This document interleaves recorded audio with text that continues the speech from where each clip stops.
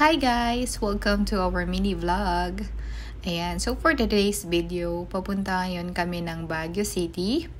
At kung titingnan mo, hapon kami nakaalis ng Manila. Yes po. Kasi before that, namalengke muna kami para sa aming mga baon. So kung titingnan nyo, napakaganda ng sunset ng mga oras na yan.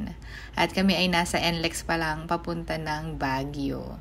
So magka-camping po kami dong tatlo. Yan, kasama namin si Bilog, si Daddy.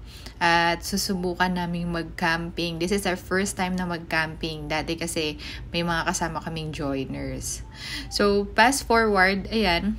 Andito na kami sa camping site. And as you can see, si Daddy ay nagpe-prepare ng aming bonfire.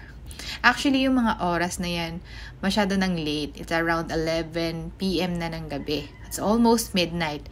But still, eto kami gising na gising. Pati ang batang makulit, syempre. Hindi magpapatalo yan. Ang aming boss, di ba? Kung titingnan mo, nanonood lang, napakabait ng bata na yan. Pero madalas yan, maingay yan. I swear. So, itong camping site na to, nakita ko lang siya online. At nakita ko na 100% ang kanyang reviews in Blue App. So, tinry namin since nahirapan talaga kami makahanap ng mga camping site sa Baguio City. So, ito po ay HD Mountainville, located sa may Tuba, Benguet.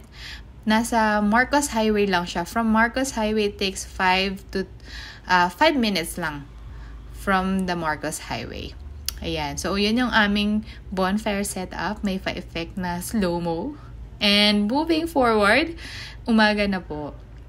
Napakabilis ng oras. Ayan. So, kung tignan nyo naman yung view, sobrang na-relax talaga kami dito kasi tahimik siya, malamig, at saka makakapag-isip-isip ka talaga.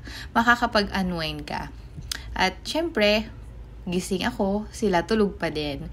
Habang nagkakapi ako, ayan. So, tamang video lang sa lugar. Kung titignan nyo, napakalawak ng place na to. At talagang pwede kayong maglagay ng mga hammock. At saka talagang mag-e-enjoy kayo. So, yun lang guys. Hope you enjoyed this video.